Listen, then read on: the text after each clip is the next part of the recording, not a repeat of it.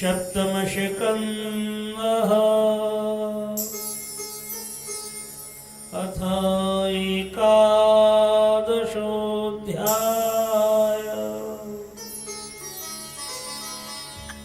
श्रीशुक उवाच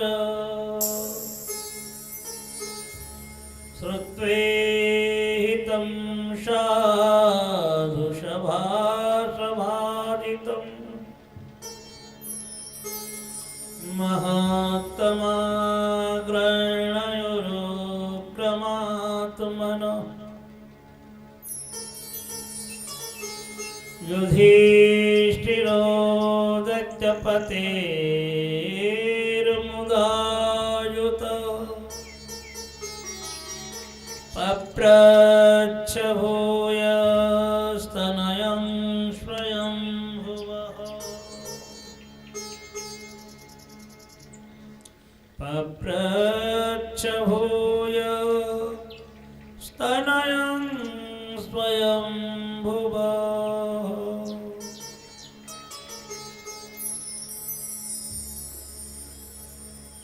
करुणावर्णालय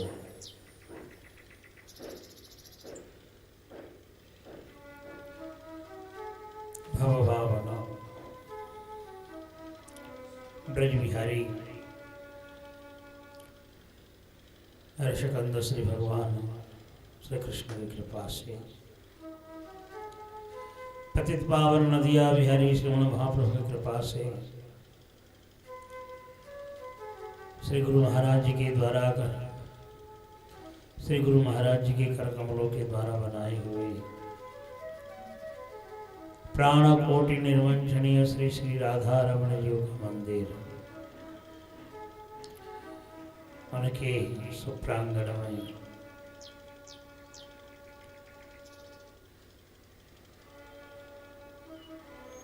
अनुष्ठित श्रीमद् भागवत साप्ताहिक ज्ञान यज्ञ में परमहंस मुकुटमणि सुखदेव जी महाराज बड़े भाव से पहला चरित्र का वर्णन करके श्रवण कराए हैं। महान भागवत प्रेमिक वृत्रासुर का चरित्र इत्यादि परम पावन गुण कथा वर्णन करके श्रवण करा रहे हैं। सम्राट युधिष्ठिर जी श्रवण करके बड़ी गदगद चित्त हो गए और पूछने लगे कि हे देवर्षि, आप सर्वधर्म के ज्ञाता हैं, मैं तो केवल एक तुच्छ विषयी पामर हूं। आपके श्री मुख से सनातनी धर्म श्रवण कर लें तो मैं अपने को धन्य मान लूंगा।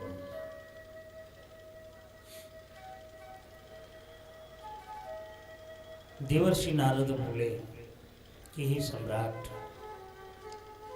संसार में जितने प्रकार के लोग हैं सभी मिलकर के अपनी अपनी भाव अनुसार अपने अपने भाव अनुसार जो कर्म करते हैं वही अपनी धर्म होता है। और जितने प्रकार के धर्म हैं उनके मूलाश्रय धर्मो मूलं हि भगवान सर्वो वेदमयो हरि स्मृतां च तद्वेदां राजन्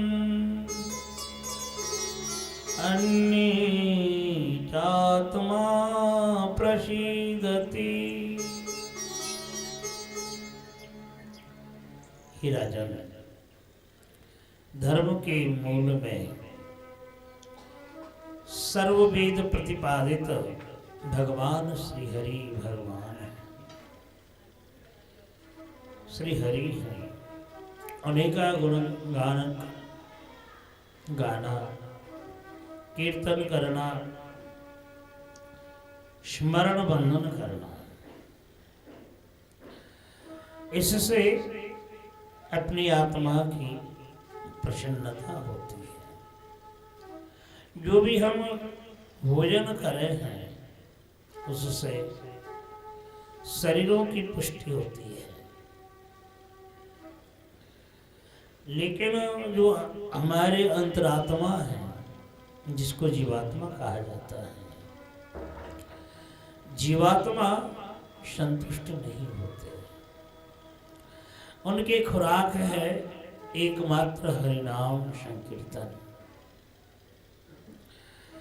भगवान की लीला चिंतन। तो कोई भी भगवान का नाम कीर्तन करें, गुणानुवाद लीलादि स्मरण करें, तो उनकी आत्मा भी प्रसन्न हो जाते हैं।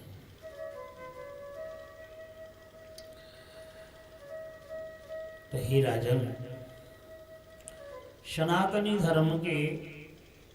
सनातन धर्म के 30 प्रकार के गुण हैं।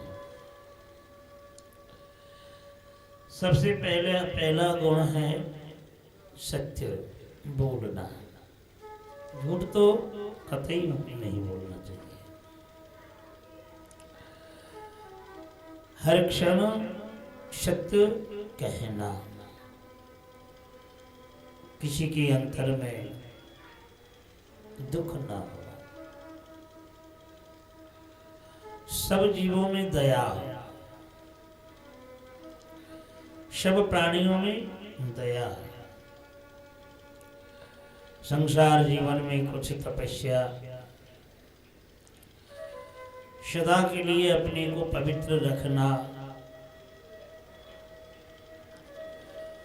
और संसार की जितनी भी सुख दुख हमें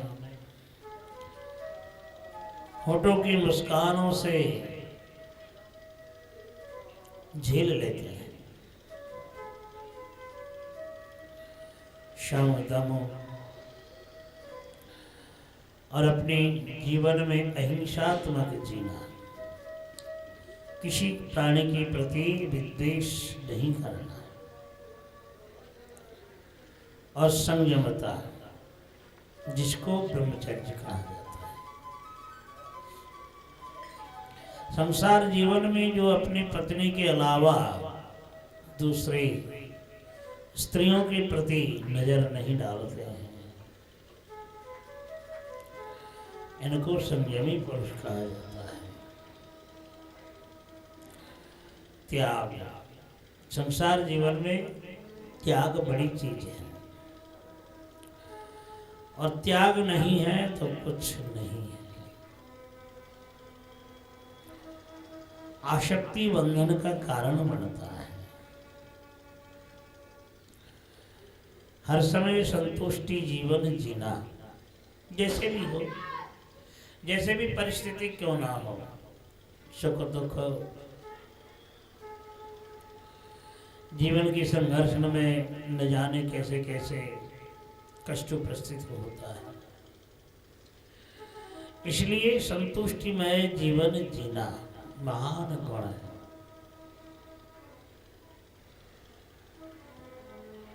सबके प्रति समता दृष्टि,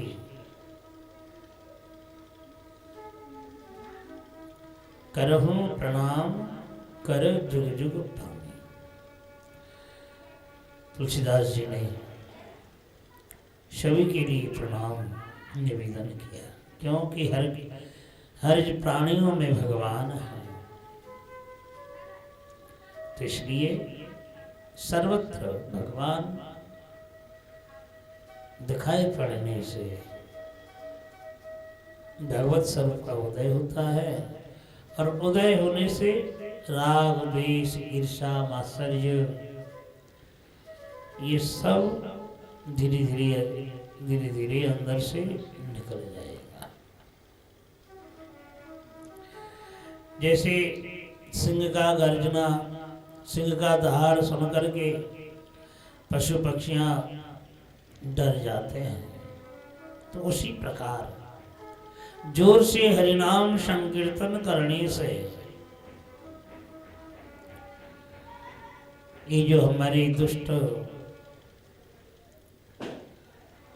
विपदगामी जो इंद्रियां हैं धीरे धीरे शांत हो जाएंगे हरिनाम के द्वारा। श्रवणं कीर्तनं चास्य स्मरणं महतां गते सेवे जावनतीर्दास्यं सख्यमात्मसमर्पणम्। श्रवण कीर्तन स्मरण और महात्माओं का सेवा, ये मानवों का परम कर्तव्य है, परम कर्तव्य है। हम लोग सोचते हैं भगवान ने हमें क्या दिया, लेकिन भगवान सब कुछ दिए। कोई एक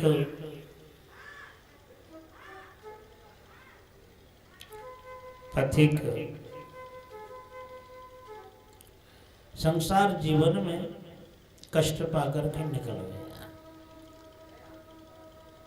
संसार जीवन में कष्ट पाकर के घर से निकल गया, घूम रहा था, विचार करने लगा कि इस शरीर को मैं रख के करूं क्या। भगवान ने कितने कितने वस्तुएं दी हैं, लेकिन मेरे लिए उन्होंने क्या दिया। इससे जीवन समाप्त करना ही अच्छा है। तो एक पर्वत की चोटी पर जा करके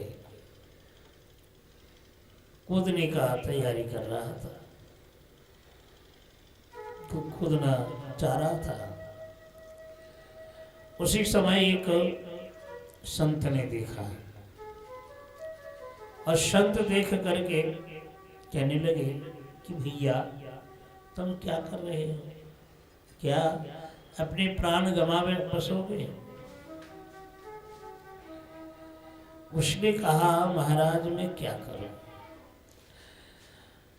संसार जीवन में मुझसे कुछ काम होता नहीं। देखो भगवान कैसे पक्षपाती हैं, जिनको देते हैं तो उनको देते ही रहते हैं, सब कुछ छप्पड़ फाड़ के देते हैं, और जिसको नहीं दिया तो कुछ भी नहीं दिया, खाने तक भी नहीं मिलता है। आप बताओ, मैं एक संसारी हूँ, मैं कितना कष्ट करता हूँ, लेकिन घर में खाने का कोई वस्तु नहीं है। अब आप बताओ मैं ये जीवन रख के करूँ क्या। भगवान ने तो मुझे कुछ दिया नहीं।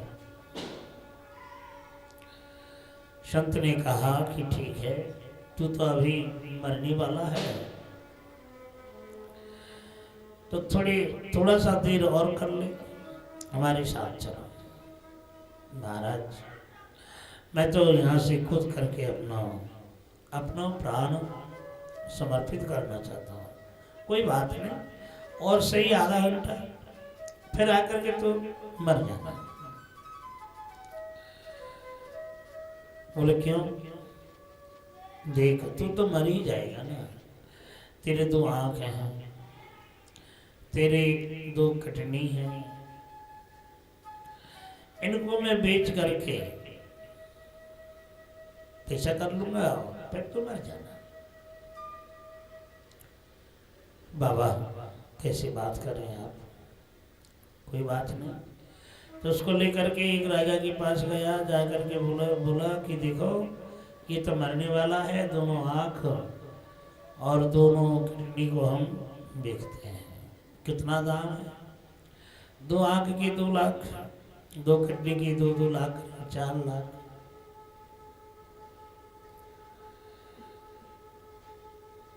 तो राजा बोले कोई बात नहीं, दो। अब वह बोला भाई हमारी इतना कीमत, 1 आंख का 1 लाख, 1 किडनी का 2 लाख, तो ये हो गया 2-2 4, 4 और 2 6 लाख हो गए। भैया मेरे जीवन में 6 लाख का पैसा आ जाए तो बहुत काफी। नहीं नहीं नहीं, मैं नहीं दूंगा। बोले क्यों? बोले इतने पैसा आ जाएंगे तो मैं घर में ही क्यों ना लगा लूं? तो क्यों मरने जा रहा था? नहीं, मैंने सोचा था मुझे तो भगवान ने कुछ नहीं दिया। संत ने कहा क्या नहीं दिया?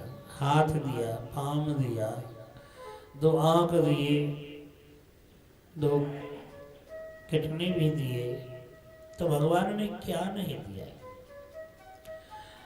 कमाओ खाओ, बैठे रहोगे आलसपन में, थोड़ी ना संसार चलेगा। तो देखो संत की कृपा से वो अपना घर गया और काम करके पैसा कमाया। तो भगवान ने क्या नहीं दिया? सब कुछ दिया। देवर्षि नारद कहते हैं सम्राट, भगवान सबके लिए बराबर है। देखो बादल जब होती है और बादल जब गरज करके वर्षा देती है, बारिश देती है, तो उस समय वह बादल विचार नहीं करता कि यहाँ सूखा है, यहाँ जलाशय है, जलाशय में कम दूं, सूखा जगह में कम ज़्यादा करके दूं। तो बादल जैसे बराबर जैसे वर्षा करते हैं, तो भगवान की कृपा भी ऐसे ही। लेकिन देखो ऊंचे जगह में जल रुकता नहीं,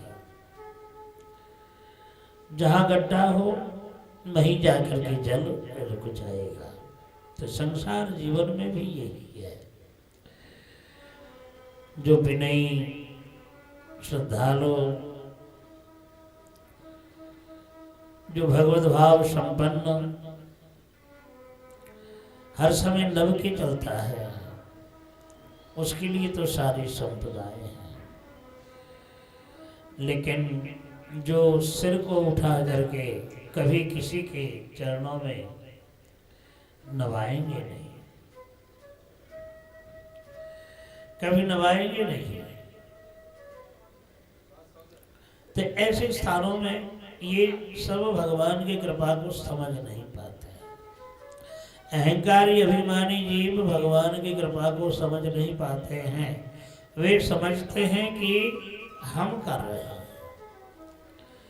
लेकिन जो विनम्र भाव संपन्न मानव अपने को भगवान के चरणों में समर्पित कर देता है, इसलिए वो सोचता है कि मैं तो कुछ नहीं करने वाला, जो भी कुछ करते हैं भगवान करते हैं। इसलिए नृणामयं परो धर्मः सर्वेषां समुदायितम्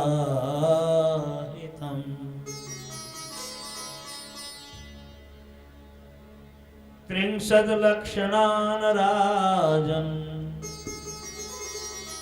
सर्वात्मा जैन। बोलिए श्री सद्गुरु महाराज की जय। जय। सर्वात्मा, तो ये सब सनातन धर्म के गुण हैं। राजन इस संसार में अपने धर्म को भी त्याग करके जो हरि का भजन करें और हरि का भजन करते करते बीच में भटक जाए, भक्ति से गिर भी जाए, या अपने प्रारब्ध कर्म के अनुसार संसार रूपी जलधि में फिर दोबारा भटकता रहे, तो नारद जी कहते हैं राजन, भटकने से भी जो उन्होंने भगवान को भक्ति की, भक्ति के प्रभाव से उसका कभी अमंगल नहीं होगा, लौट करके फिर भगवान के चरणों में ही आएगा। जैसे राजर्षि भरत वन में गया, हिरण बच्चे के ऊपर आसक्ति हुआ, लालन पालन करते करते उनके ऊपर समासक्ति होने के कारण दोबारा जन्म, तिबारा जन्म, तीसरी बार जन्म लिया, लेकिन क्या अमंगल हुआ? फिर वही भक्ति के द्वारा भगवान को उन्होंने प्राप्त किया। तो जीवन में जो भी कुछ जितने समय आराधना करेंगे वो जीवन के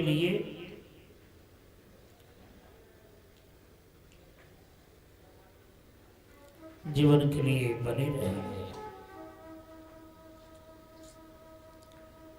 बोले भक्तवत्सल भगवान की जय।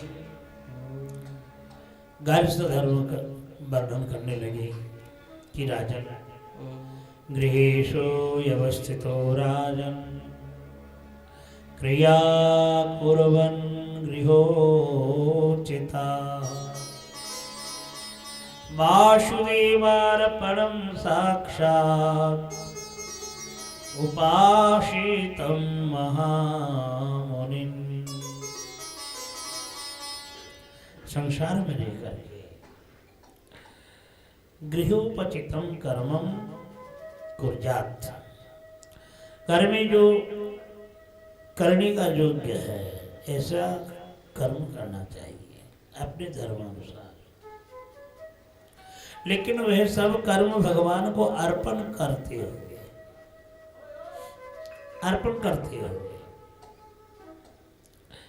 लेकिन ये कर्मों में से ये नहीं कि भले भला कर्म भगवान के लिए और बुरा कर्म, भला बुरा दोनों ही भगवान के चरणों में समर्पित करना चाहिए। भला कर्म मैंने किया, बुरा कर्म भगवान के लिए, ऐसा नहीं। इसलिए ये राजन, गार्हस्थ धर्म में भक्ति को प्राप्त करने के लिए साल में भले ही तीर्थ जाते, 6 महीना में भले ही न जा सके, लेकिन 1 साल में जरूर जाना चाहिए। कुरुक्षेत्र, प्रयाग, पुलह मुनि के आश्रम, गया आदि ऐसे महान तीर्थों में भ्रमण करना आवश्यक है। इस प्रकार ये राजन, संसार जलधि में ये जो हमारे शरीर है, ये शरीर एक रथ है। रथ को जैसे घोड़े खींचते हैं, तो उसी प्रकार इस शरीर को भी, शरीर रूपी रथ को भी 10 इंद्रिया रूपी घोड़े चलाते रहते हैं। इनके मन है लगाम, और इस शरीर में बैठा हुआ ये सारथी है, बुद्धि ही सारथी है। और बुद्धि लगाम, मन रूपी लगाम को जिधर चलाते रहे, इंद्रिया रूपी घोड़े उधर उधर ही चलता रहता है। आहो शरीरम रथमिंद्रियाणि हयानभीषोन मन इंद्रियेशम वर्तमानि मात्राधिषणां च श्रोतम् शत्वं बृहद्बन्धो रमीच श्रेष्ठम् अक्षन्दस प्राणमधर्मधर्मो चक्रेऽभिमानं रथिनं च जीवम् धनुर्हितस्य प्रणमं पठन्ति शरं तु जीवं परमेव लक्ष्यम्। आहो शरीरम, ये शरीर को रथ कहा गया है। रथ के दो पहिए के रथ के दो पहिए होते हैं। तो ये शरीर रूपी रथ का पहिया है धर्म और अधर्म। और पहिए में छोटे छोटे काष्ठ भी लगे रहते हैं जिनको धुरी कहा जाता है। तो ये धुरी लगी नहीं रहेंगे तो रथ नहीं चल पाएगा, टूट जाएगा चाका। इसलिए 10 प्राण हैं। ये छोटे छोटे काट लगे हुए हैं, काष्ठ लगे हुए हैं, ये 10 प्राण हैं। पंच प्राण, पंचोपप्राण। प्राण अपान व्यान शमान उदान। और उपप्राण है नाग कुर्म कर्कट देवदत्त धनंजय। 10 प्राण समेत पहिए के ऊपर ये शरीर चलता है। जीवात्मा का परम लक्ष्य करने का आवश्यक है भगवान के दोनों चरण। शरम तो वेद्यम। इस प्रकार ही सम्राट तुमने जो पूछा था मैंने वही वर्णन किया। युधिष्ठिर महाराज बोले, देवर्षि मैं तो बड़ा ही अभागा रहा, मैं बड़ा अभागा रहा। भाग्यवान तो प्रहलाद है, अर्धनर अर्ध सिंह स्वरूप धारण करके खम्भ में से प्रकट होकर के प्रहलाद को दर्शन दिया। सुन करके देवर्षि नारद कहते हैं, सम्राट तुम अपने को भाग्यवान नहीं मानते हो, लेकिन देखो योयं लोके वत भूरि भागा लोकं पुनाना मुनय भिजन्ति येषां गृहाणावसतीति साक्षात् गूढं परं ब्रह्म मनुष्यलिङ्गम् गूढं परं ब्रह्म मनुष्यलिङ्गम्।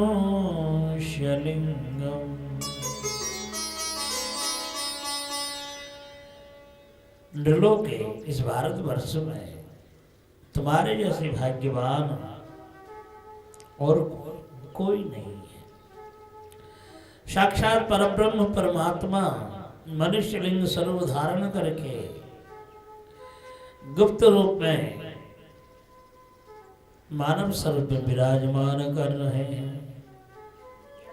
जिनको दर्शन करने के लिए हजारों हजारों ऋषि मुनियों के चरण की धूली तुम्हारे घर में पड़ रहा है और उन चरण धूलों से तुम स्नापित हो रहे हो। और जिन भगवान को भक्ति के द्वारा वशीभूत कर रखे हैं ये सम्राट, वे भगवान तुम्हारे अतीव प्रिय हैं, अतीव प्यारे हैं, अपने संबंधी सुहृद है, मित्र, और संसार की तरफ से मातुल्य मामा का बेटा है। बताओ कितना संबंध है, मामा का बेटा है। और तुम सभी ने उनके चरणों में आत्मसमर्पण कर रखे हो। वे तुम्हारे विधाता हैं, गुरु हैं। जैसे जैसे कहते हैं तुम ऐसे ही चलते हो। शांति दूत बनकर के जब हस्तिनापुर में गए थे तब पांडवों को तो ये नहीं कह के गया कि तुम्हारी तरफ से मैं 5 गांव मांगूंगा, ये सब कह के नहीं गए। लेकिन देखो जब शांति का प्रस्ताव देने लगे और दुर्योधन ने इनकार कर दिया, सोच के बराबर भी मेदिनी जगह नहीं दूंगा, तब भगवान ने कहा कोई बात नहीं, उनके लिए 5 गांव दे, 5 गांव। कितना विश्वास है कि मेरे बात पांडव मान लेंगे। कह भी दिया कि उनके तरफ से मैं कह रहा हूं, उनके लिए 5 गांव दे दो, ज्यादा नहीं। लेकिन भगवान को कितना विश्वास करते हैं और भगवान भी जानते हैं मैं जो कुछ उनको कहूंगा वो मान लेगा। इसलिए नारद जी कह रहे हैं विधि क्रेद गुरुश्च, तुम्हारे विधाता हैं और गुरु हैं, जो जैसे कहेंगे ऐसे तुम करते हो, अन्यथा नहीं करते हो। तो इसलिए तुम बड़ी भाग्यवान हो। केवल तुम नहीं, 5 पांडव। सुखदेव महाराज ने कहा ही राजन, इस प्रकार तुम्हारे पितामह देवर्षि नारद जी से सनातन धर्म गारस्थ धर्मों की कथा श्रवण की है। तो अब तक मैंने दाक्षायणी दिति वंश वर्णन करके श्रवण कराया। अब तुम ही बताओ क्या सुनना चाहते हो। नारद जी हाथ जोड़ करके कहने लगे, प्रभु आपकी कृपा से महामुनि स्वयंभू राजा के जितने भी वंशज, उनकी कथा आपने कृपा करके श्रवण कराई है। लेकिन 14 मनमंत्रों की कथा श्रवण करना चाहता हूं, और उन 14 मनमंत्रों में भगवान कैसे स्वरूप धारण करके किस प्रकार उन्होंने लीला की, भक्तों को कैसी कृपा की, ये सब लीला वर्णन करके हमें श्रवण कराओ। सुखदेव जी बोले, महाराज मनवोष्मन व्यतीता षट्कल्पे स्वयं आद्यस्ते कथितो यत्र देवादीनां च संभव। राजन, अब तक 6 मनवंतर चला गया। अर्थात जो वर्तमान में है वह शतवा मनवंतर है, श्राद्ध देव मनु। शतवा मनवंतर में श्राद्ध देव मनु हो गए। लेकिन सबसे पहला मनवंतर का नाम है स्वयंभू मनवंतर। स्वयंभू मनु महाराज मनु हुए थे, तो उनके समय छोटे बेटा उत्तानपाद के ऊपर राज्य दे करके तपस्या करने के लिए नैमिषारण्य गोदावरी के किनारे में जा करके भजन करने लगे। तो दीर्घ दिन जावत जब उन्होंने भजन की, तपस्या की, तो तपस्या से उठने वाले हैं, ऐसे समय में बहुत से राक्षस आकर के उन्हें घिराव कर लेते हैं, घेर लेते हैं। जाल में जैसे हिरणी फंस जाती है, उसी प्रकार स्वयं मनु महाराज राक्षसों के बीच में फंस गया। स्वयं मनु महारानी भी है। अब दोनों को सूझ नहीं आती कि हम करें क्या, हम कैसे निकल पाए इनमें से। लेकिन मध्यम कन्या जो आकुति थी, और आकुति के वंशजों में जो जगेश्वर भगवान के वंशजों में जमादिक संतान थे, वह आकर के राक्षसों को विनाश किया और स्वयं मनु महाराज शतरूपा महारानी को रक्षा की। तो उस समय स्वयं मनु महाराज विश्ववासियों के लिए कुछ ज्ञाने प्रदान किए। ईशावास्यमिदं सर्वं यत्किंचित् जगत्यां जगत् तेन त्यक्तेन भुञ्जीथा मा गृध कश्चिदहनम्।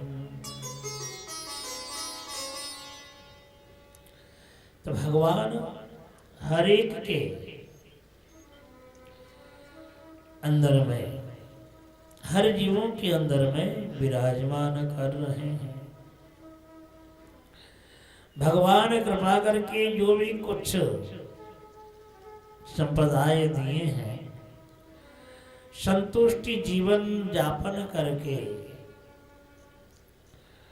मुस्कान से, होठों की मुस्कान से उसे ग्रहण करके जीवन बिताए। गृध कश्चिदहनम्। दूसरों के संपत्तियों के ऊपर लालच मत करना, किसी को प्रताड़ना करना महान अपराध है। धप्पेबाजी देना, प्रताड़ना करना, प्रवंचना करना, ये महान अपराध है।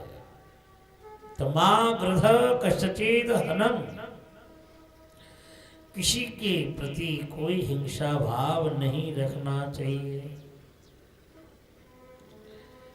येन चेतयते विश्वम् विश्वं चेतयते नयम्। यो जागर्ति शयानेऽस्मिन् नायन्तं वेद वेदसः। हे विश्वासियों, भगवान एक होकर के भी अनंत कोटि जीवों को पालन कर रहे हैं, लेकिन उनके विनिमय कम से कम एक बार उनको प्रणाम करें, या उनका एक बार ध्यान करें, या एक बार उनका नाम लें। इतना भी कोई करता नहीं।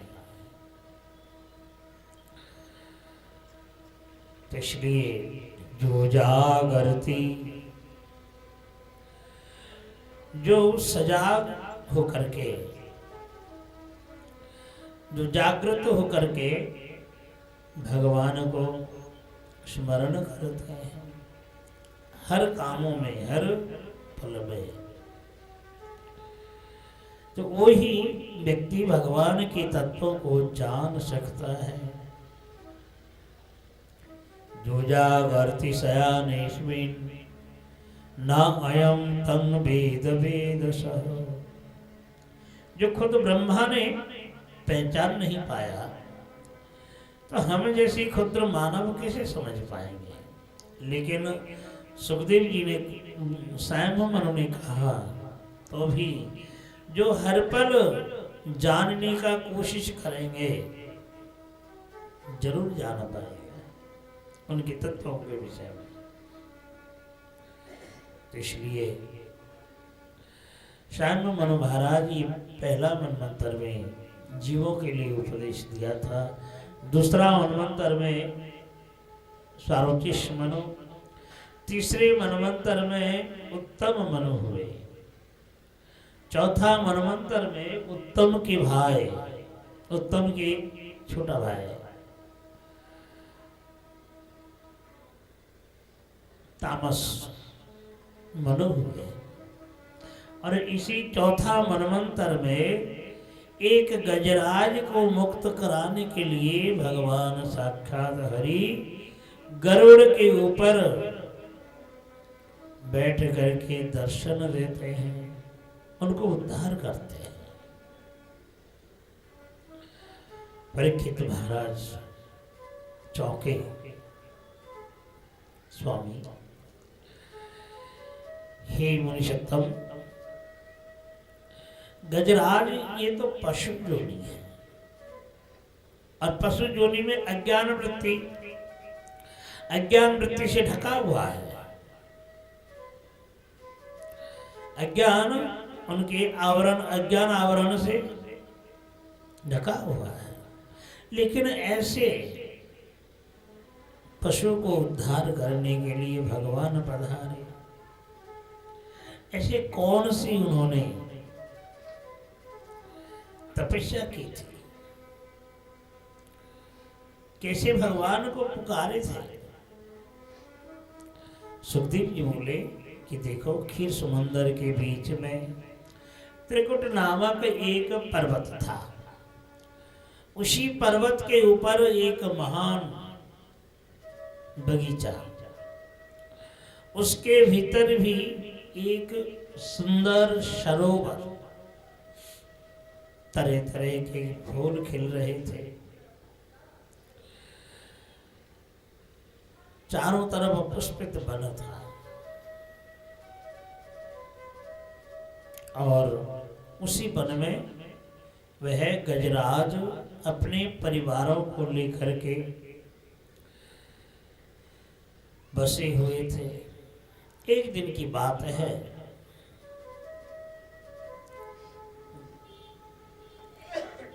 गर्मी की दिना अपने सपरिवारों को लेकर के दोपहरी में वह सरोवर में आए और उतर करके जल में नहाने लगे। खुद नहाने लगे और नभाने लगे। छोटे छोटे बच्चे भी साथ आए थे। तो जल में जब इस प्रकार नहाने लगे तो उसी जल के भीतर एक ग्राहक बसा हुआ था। वह ग्राहक आए करके चरण ग्रास कर लेते हैं, और जैसे ही चरण ग्रास किया, मुक्त होने के लिए वह गजराज मिट्टी के संग कुचलने चाहा। ग्राहक को कुचल करके मिट्टी के साथ मिलाना चाहा, लेकिन वह गजराज, वह ग्राहक मगरमच्छी जल के भीतर खींच करके ले जाने लगा। और जैसे जल के अंदर खींचने लगा तो नाक कान डूबने लगे, पूरा शरीर जल के अंदर, केवल नाक कान ये भी डूबने लगे। तो उस समय जब महान संकट में पड़ गया, जो परिवार थे आए थे, हथनिया, करी शाबक, ये सब अपनी अपनी जगह में चले गए। कितने दिन तक उनके पीछा करते रहेंगे? 1000 साल तक युद्ध करते रहे, लेकिन मुक्त नहीं हुआ, मुक्त नहीं हुआ। इसलिए अगले जन्म में उन्होंने भगवान का आराधना किया था। इंद्रदम्न राजा थे और अपने बगीचे में बैठ करके दिए हुए गुरुजी का मंत्र जाप कर रहे थे। उसी समय अपने गुरुजी अगस्त्य शिष्यों को लेकर के पधारे। तो गुरुजी ने कहा था, बेटा नियम करते समय किसी से बोलना नहीं। तो वही वाणी उन्होंने पालन किया। लेकिन खुद गुरुजी आकर के खड़े हैं, और भी गुरु भाई हैं, संत हैं, वे खड़े हैं, और वो वह इंद्रदम्न राजा बैठ करके भजन कर रहा था। गुरुजी ने कहा, देख तेरे गुरु भाई आए हैं, संत लोग आए हैं, और तू बैठ करके भजन कर रहा है। देखो, भजन करना बहुत अच्छी बात है, लेकिन कम से कम संत लोग जब आए हैं, अतिथि अभ्यागत तो तेरे पास कोई आ जाए, तो कम से कम उनको मधुर वाणियों से तो संभाषण करना चाहिए ना, बोलना चाहिए। हाथी जैसे बैठे रहते हैं, ऐसा ही तू बैठा है, इसलिए हाथी बने जा। तो गुरु जी के श्राप से, दिए हुए श्राप से गजराज बने। तो उसी समय उन्होंने क्षमा याचना की, गुरुदेव गुरुजी महाराज मुझसे बहुत गलती हुई है। बोले, देखो मंत्र जाप करते समय बोलना उचित नहीं है, लेकिन कोई संत आ जाए और गुरुजी आ जाए ऐसे, तो कम से कम बोलो मत, लेकिन आसन तो दे सकते हो, इशारे से तो कह सकते हो बैठने के लिए, फिर तुम अपने पूरा करके बातें करो। लेकिन ऐसा उन्होंने किया नहीं, इसलिए दंड के स्वरूप में गजराज योनि में आना पड़ा। और वही इंद्रदम्न राजा गज योनि में आकर के आज मगरमच्छ से कष्ट पा रहा है। एकदम गजेन्द्र यदापसंकटम प्राणश्च देहि विवशो जदृच्छया। जब संकट में, घोर संकट में पड़ गया, तब उस समय खिले हुए एक कमल को संड में धारण करके भगवान के लिए चरणों में समर्पण करते हैं। प्रभु, अब देने के लायक मेरे पास कुछ नहीं है। हे गोविंद, हे गोपाल, हे गोविंद, हे गोपाल, अब तो जीवन हारे। हे गोविंद, हे गोपाल, अब तो जीवन हारे। हे गोविंद, हे गोपाल, अब तो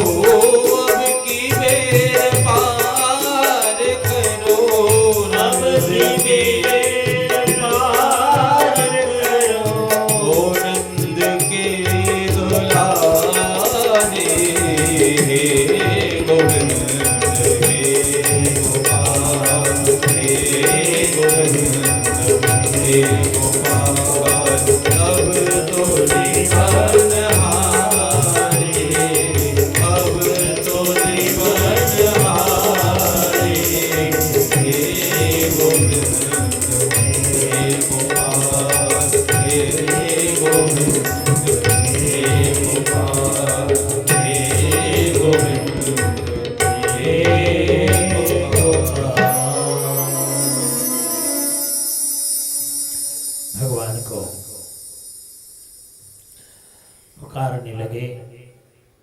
भगवान गरुड़ पृष्ठ में आकर के उनको दर्शन दिया।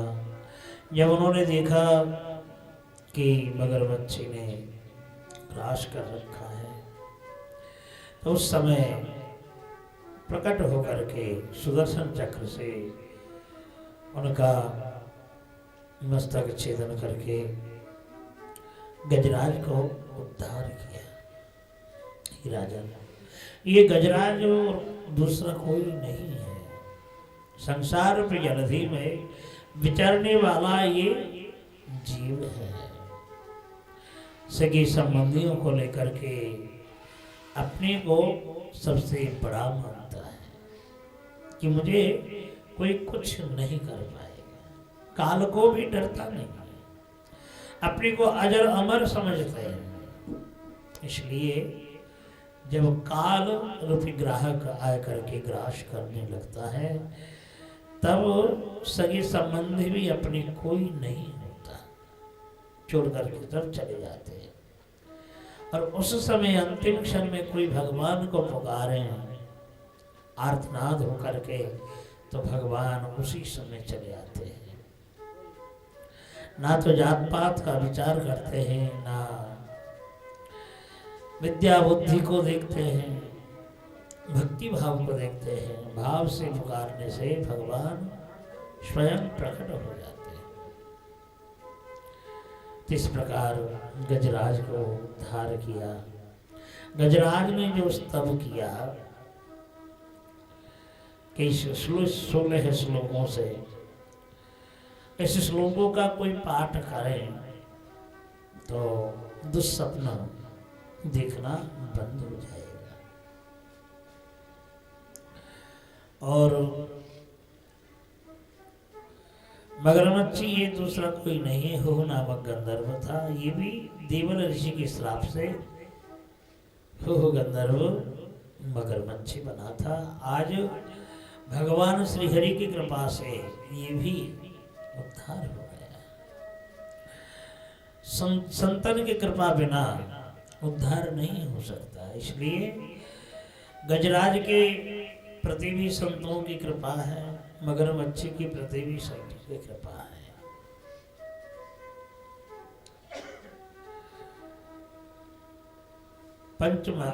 पश्चिमी मनवंतर में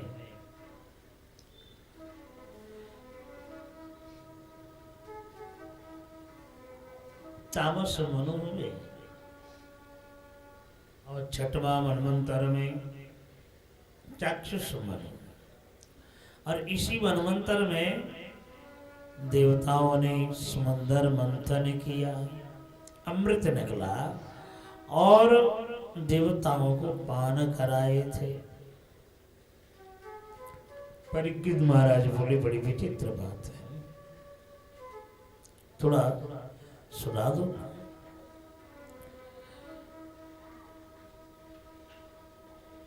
सुखदेव जी बोले देखो, कभी किसी समय भगवत प्रसादी निर्माल्य को अवमानना नहीं करना चाहिए। प्रसादी का कोई उल्लंघन करें तो उस समय लक्ष्मी जी छोड़ करके चली जाती है। सुखदेव जी बोले वो कैसे? बोले देखो, एक समय ऋषि दुर्वासा वैकुंठ में गए, भगवान नारायण को प्रणाम करके उनके दिए हुए पुष्पों की माला पहने और प्रसाद लेकर के वहां से चले। स्वर्ग में आए तो देखा इंद्र बड़े वैभवों से सज धज करके और बाजे बाजों से गजराज की पीठ में बैठ करके कहीं जा रहे थे। ऋषि दुर्वासा देख करके प्रसन्न हुए, अपने गले से माला उतारी और इंद्र के गले में पहनाने लगे। लेकिन ऊपर बैठे हुए थे इसलिए हाथों में पहना दिए, हाथों में पकड़ा दिए। और जैसे ही हाथों में उन्होंने पकड़ लिया तो अपने गले में तो पहना नहीं, लेकिन गजराज के मस्तक में पहना दिया। और अब वह है पशु जाति।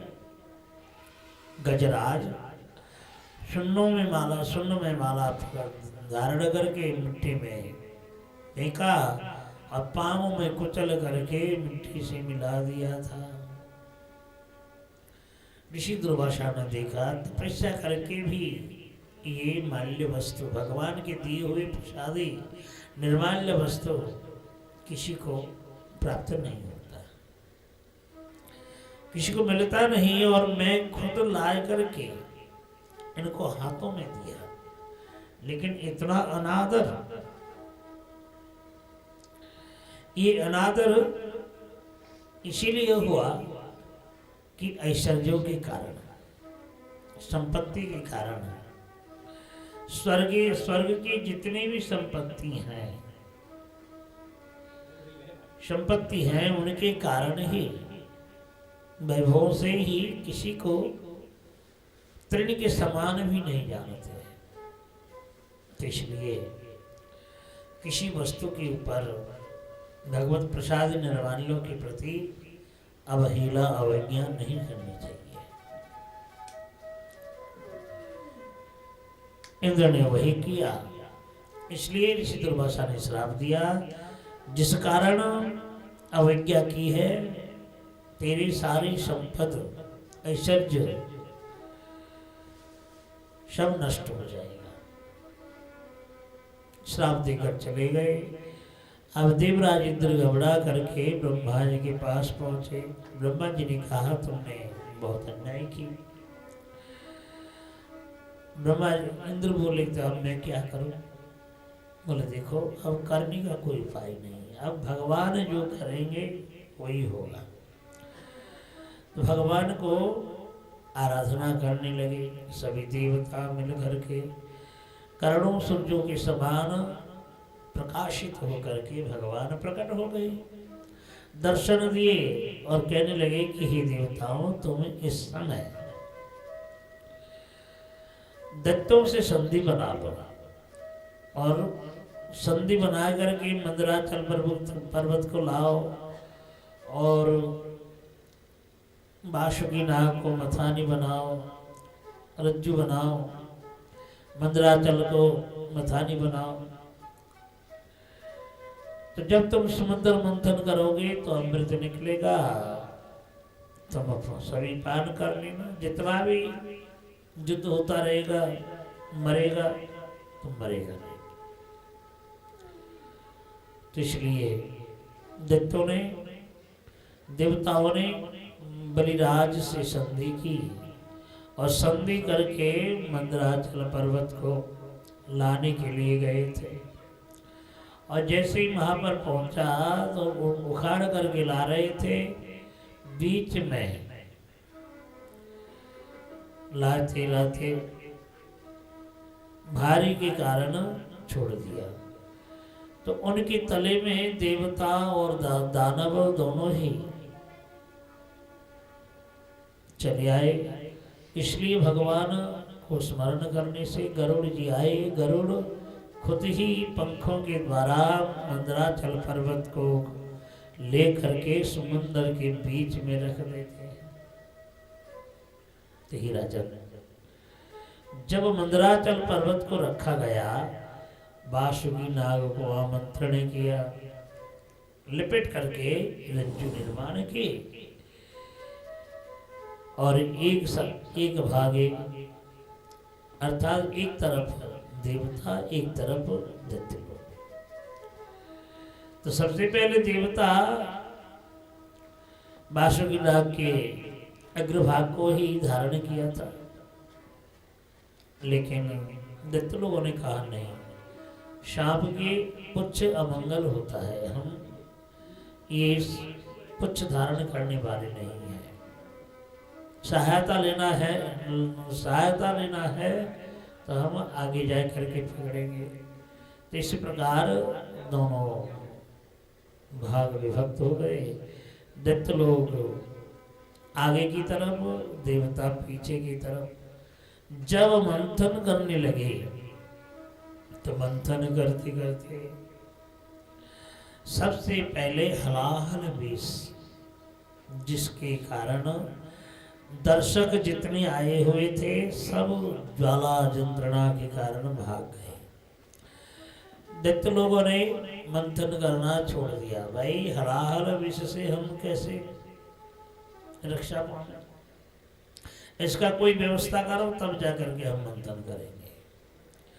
देवताओं ने बुलाया था, इसलिए देवता भगवान के सहारा, भगवान को स्मरण करें, और भगवान के सहारे से महादेव जी को उन्होंने बुलाया और महादेव जी आकर के दर्शन दिए।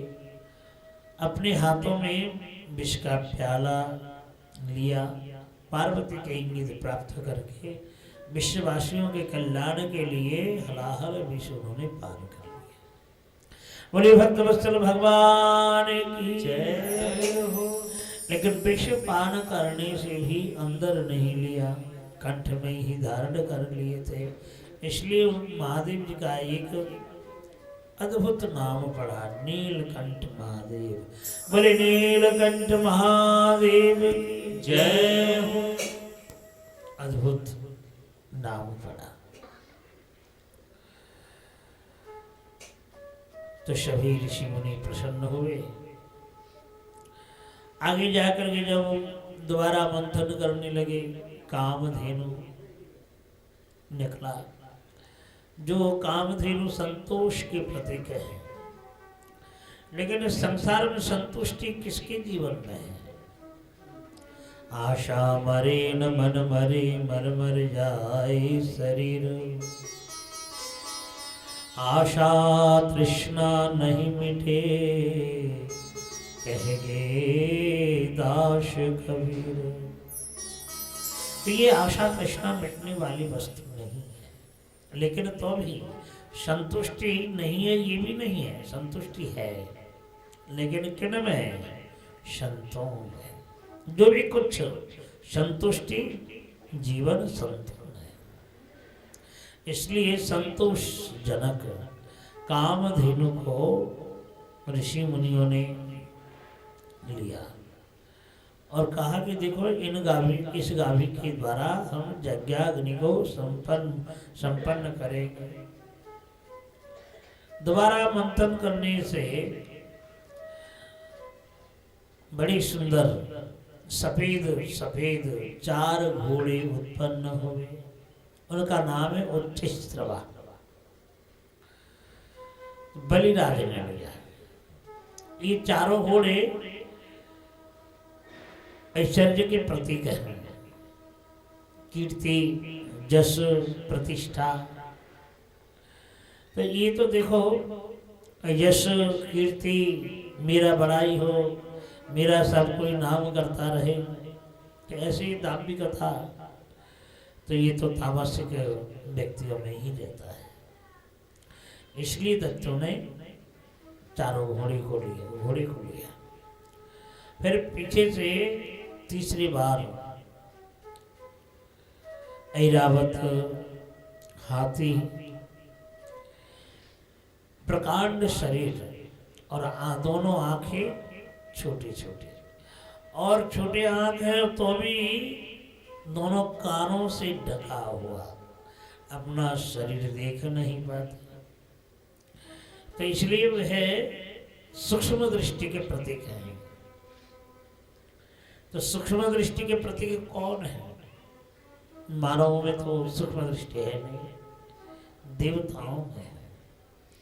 कहाँ स्वर्ग में निवास कर रहे हैं और पृथ्वी में जो भी कोई पुण्य कर्म कर रहा हो तो उसमें से कुछ हिस्सा देवता लोग ले लेते हैं।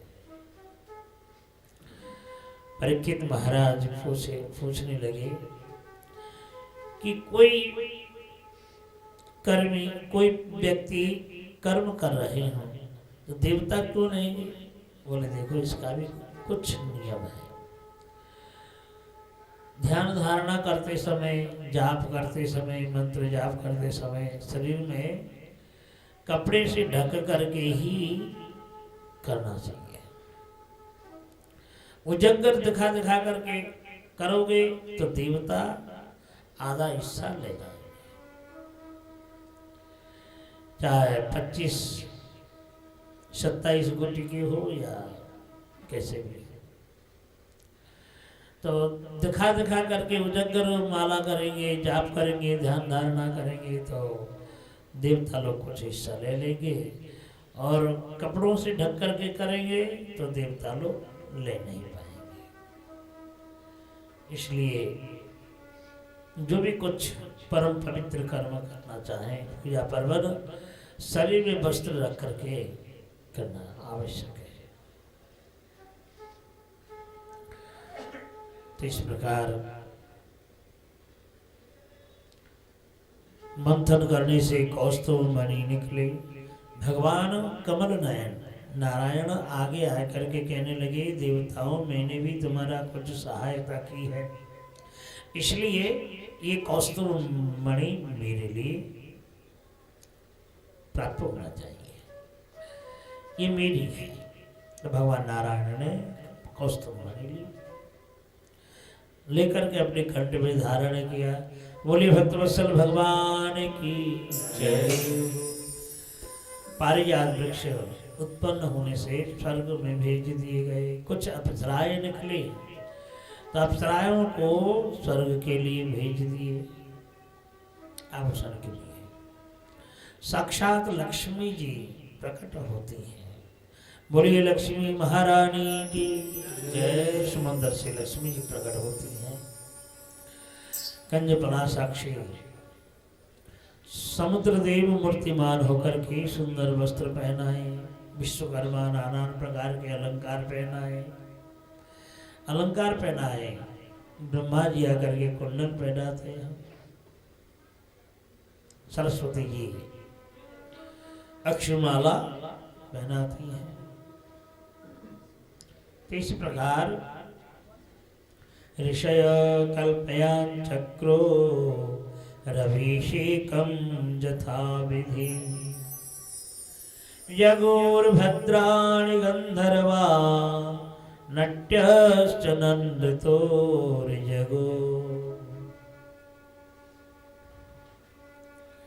गंधर्व लोग नृत्य करने लगे। कैसे?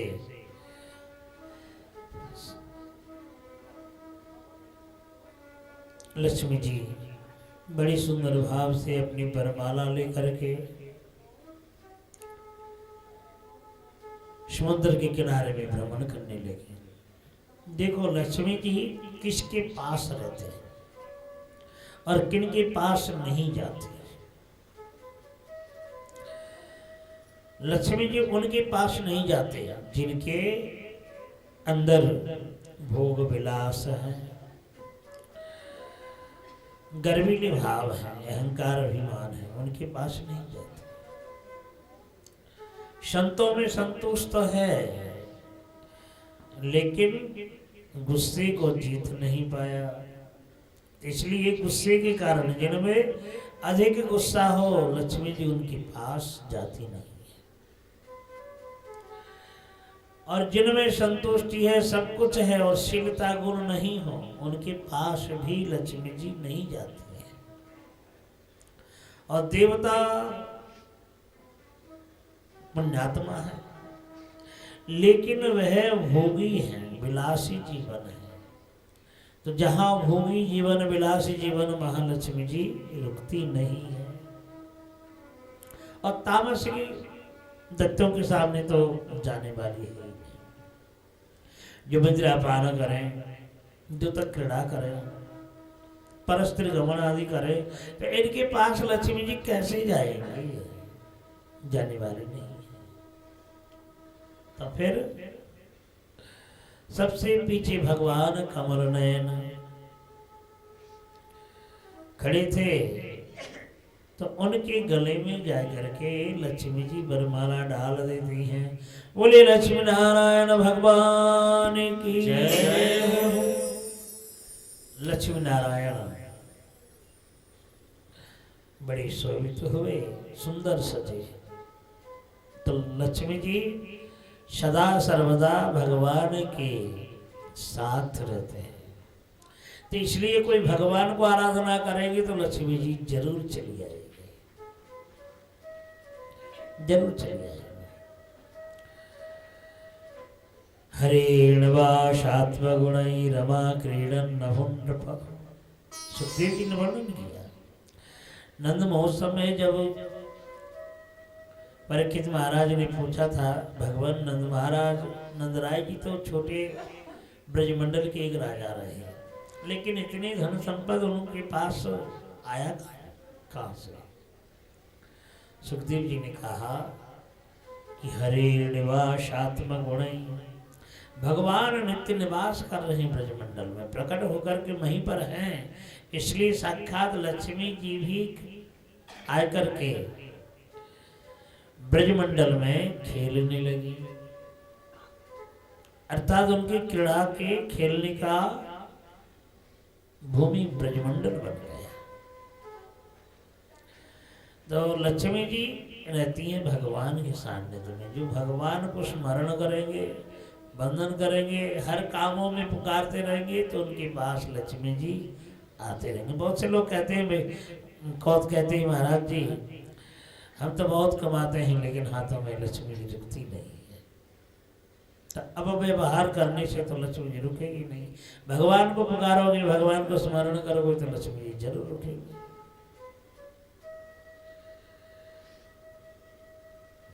तो लक्ष्मी जी, भगवान नारायण जब लक्ष्मी जी को लेकर के वैकुंठ धाम अपने धाम में जाने लगे, तो लक्ष्मी जी कहती हैं, भगवान मैं तो पहली बार आपके घर में जा रही हूँ, आप बता दो आपके यहाँ कौन कौन बड़े हैं, कम से कम सिर में तो कपड़ा ढक करके रख सकूं।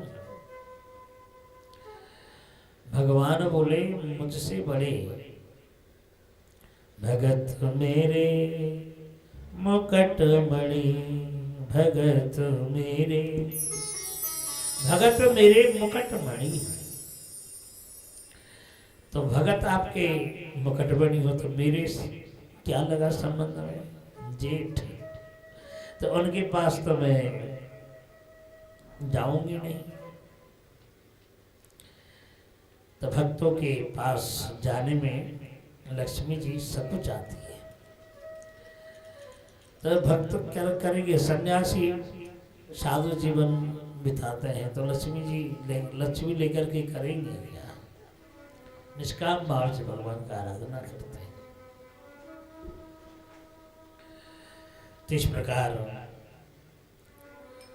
फिर मंथन करने लगे। मंथन करते समय साक्षात धन्वंतरि भगवान अमृत का कलश लेकर के उत्पन्न हुए, और जैसे ही अमृत का कलश लेकर के उठे, दैत्य लोगों ने देवताओं को धक्का दे करके वहां से निकाल दिया और खुद आगे बढ़ करके अमृत का कलश हाथ में लिए। लेकिन हाथ में कलश आया, अमृत का कलश प्राप्त किया, लेकिन कोई वस्तु किसी के पास हो और एकता नहीं हो, तो वह वस्तु प्राप्त करने से भी वो खुद ले नहीं सकता, न खा सकता। दैत्य लोगों ने तो अमृत का कलश ले तो लिया, अहम पूर्वम, पहले मैं पान करूंगा। घूड़ लग गया आपसों में, लेकिन एक हाथ से दूसरे हाथ से तीसरे हाथ, चौथे हाथ, पांचवें हाथ, जब ऐसे हाथों में वह अमृत का कलश जाता रहा, देवताओं ने भगवान को स्मरण की। भगवान उस समय दैत्यों को मुग्ध करने के लिए मोहिनी भगवान स्वरूप धारण करके प्रकट होते हैं। बोलिए मोहिनी भगवान की जय। और उस कंज फलासाक्षी कमल नयनी मोहिनी स्वरूप को देख करके दैत्य लोग चौंकित हो गए, खड़े हो गए, टकटकी लगा करके देखने लगे, देवी तुम कौन हो, कहाँ से आई हो। अब झगड़ रहे थे वो सब भूल गए। अब मोहिनी हंस करके कहती हैं कि तुम्हारे में बड़े कोलाहल हो रहा है। नहीं, हमारे में कोलाहल नहीं है, देखो हमारे हाथों में अमृत का कलश है, ये कलश हम देने चाहते हैं, अपने हाथों में लेकर के हमें अमृत पान करा दो। भगवान मोहिनी बोली कि देखो मैं कहाँ से आई, कहाँ जाऊंगी, कोई पता नहीं। तो तुम काश्यप नंदन महान वीर कहलाते हो। अभी अभी एक परिचय दिए कि हम काश्यप नंदन हैं। तो काश्यप नंदन तो बड़े पराक्रमी होते हैं। तो जब तुम बड़े पराक्रमी हो, शक्तिशाली हो, तो मुझे जैसे एक स्त्री को देख करके तुम्हें विश्वास कैसे कर लिया? मैं अमृत पाक करा दूंगी, कैसे विश्वास कर लिया? संसार में कुत्ते और बार वनिता को कभी विश्वास नहीं करना चाहिए। साला प्रकाणा, तो इनको कभी विश्वास नहीं करना चाहिए। और तुमने विश्वास कर लिया। दैत्यों ने कहा कि हमारे पूर्ण विश्वास है, हमें जरूर अमृत पान कराओ। तो भगवान हंस करके अमृत का कलश लिया और कलश लेकर के देवताओं को भी इंगित की। और देवताओं को इंगित करने से उस समय पूर्व की तरफ देवता बैठे, पश्चिम की ओर दैत्य लोग। और भगवान मोहिनी उस समय नृत्य कला प्रकाश करती हैं। नृत्य के माध्यम से कलश कब लेती हैं, कब रखती हैं, चक्राकार के स्वरूप में घूमने लगी। चन चन चन नन। मोहिनी भगवान दैत्यों के बीच में नृत्य कर रहे हैं। तो भैया कैसे नृत्य कर रहे हैं हमारे मोहिनी भगवान? जल्दी कर। मोरी झनक झनक झन बाजे पायलिया, झनक झनक बाजे पायलिया। मोरी झनक झनक बाजे पायलिया, जनक जनक जग बाजे पायलिया। बाजे पायलिया, बाजे पायलिया, बाजे पायलिया, बाजे पायलिया। बाजे पायलिया, बाजे पायलिया, बाजे पायलिया, बाजे पायलिया। मोरे झनक झनक बाजे पायलिया, जनक जनक जग बाजे पायलिया। मोरे झनक झनक बाजे पायलिया, जनक जनक जग बाजे पायलिया।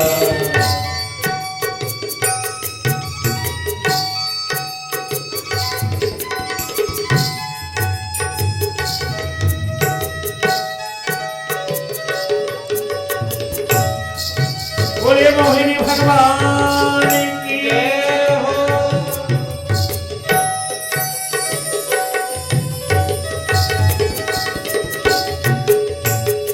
कंचन का सिंचन कर रति गूंजन कंचन में चंचल सी तामनी भरना कंचन का सिंचन कर जाई गई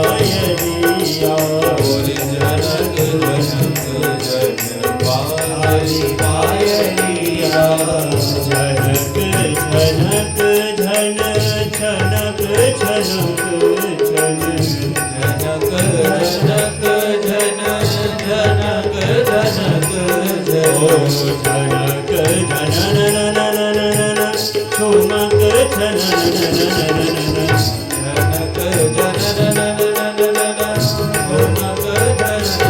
मोरी जनननननन धनक